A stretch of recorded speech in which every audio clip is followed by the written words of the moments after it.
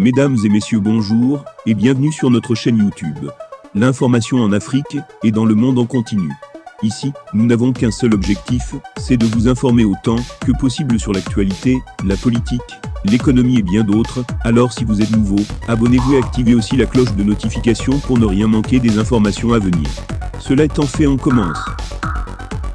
Eh bien les amis, nous tenons à rappeler que les images utilisées dans nos vidéos sont à titre illustratoire. C'est donc sur cette lancée que nous vous conseillons et nous vous recommandons de rester poli dans l'espace commentaire, sous peine de voir votre commentaire tout simplement supprimé. 8 soldats victimes et 14 autres blessés dans la nuit de ce mardi au mercredi.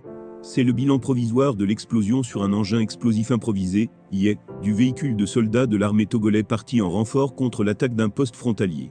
Le commando assassin d'une soixantaine d'hommes armés serait venu du Burkina voisin.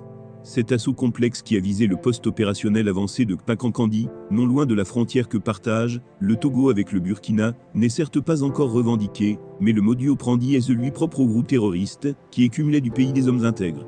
Du reste, les hommes sans foi ni loi qui ont fait le coup sont probablement ceux du groupe de soutien à l'islam et aux musulmans. Le JNIM, qui a installé une succursale importante dans cette partie du Burkina, d'où il mène désormais de fréquentes incursions vers le Togo et le Bénin, est visiblement en train de sécuriser une voie et une zone pour ses différents trafics, notamment d'or et de cigarettes. Preuve en est que c'est la deuxième attaque que subit cette région en 6 mois, après celle, repoussée, de la localité de Sanlohanga, début novembre 2021.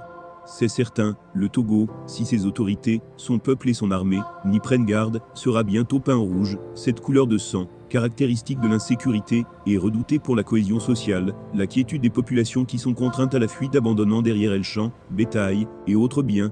La psychose générale s'installe alors, et les centres de santé, et les écoles ferment tour à tour. Il urge donc de prendre le taureau de la riposte par les cornes, en mettant en place un partenariat sécuritaire avec le Burkina et les autres pays voisins, pour une surveillance musclée des frontières reconnues poreuses sous les tropiques. De plus, l'appui des pays plus nantis ne serait pas de trop, pour la formation et le renforcement des services de renseignement de l'armée nationale. Enfin, il sera plus que pertinent pour les Togolais, que toute activité et toute personne qui peuvent contribuer à l'installation de cellules latentes soit anéantie au plus vite.